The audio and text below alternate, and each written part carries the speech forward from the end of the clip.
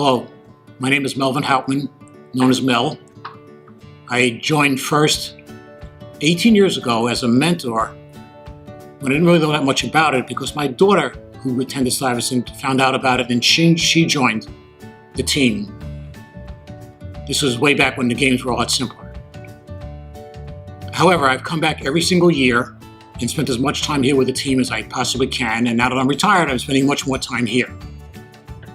I think it's very important that the program continues because it's very valuable to these students, because a lot of them come into the team inquisitive because they're smart kids without knowing a lot about how to do a lot of things, either mechanical or electronic. And they get first-hand experience here, learning how to do a lot of things they would never otherwise learn how to do, even as adults. I find it very satisfying, because I'm an engineer, teaching students who come into the program not knowing much of anything how to do very simple things, then progressing through the course of 4 years, if they're still on a team, into learning and becoming expert both in mechanical aspects of the robot and the electronic aspects of the robot.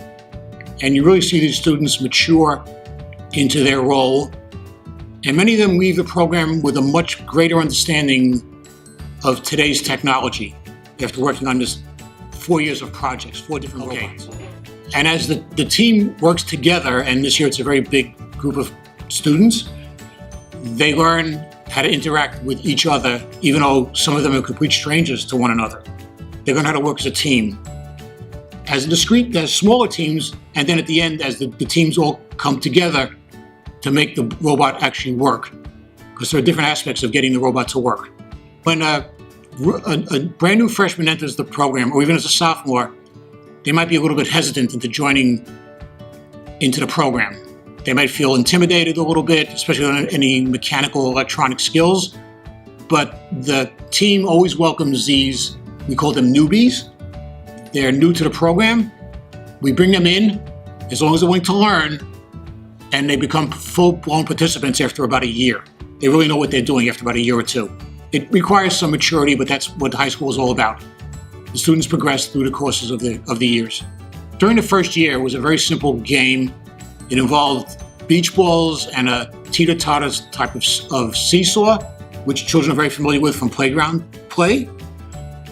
But the simplicity of the game was very good for the beginning year of the program. And that's when I first became hooked into becoming a mentor. Even though the game was very simple, it allowed me to progress into learning a lot of the things I didn't know about. So when I first became a mentor, I didn't realize that a mentor is kind of like a teacher. My mother was a public school teacher. My wife was a public school teacher. And I see the satisfaction that teachers gain by teaching students, because I never had that experience. I mean, I was a supervisor at my job for many, many years, and I taught new people I hired.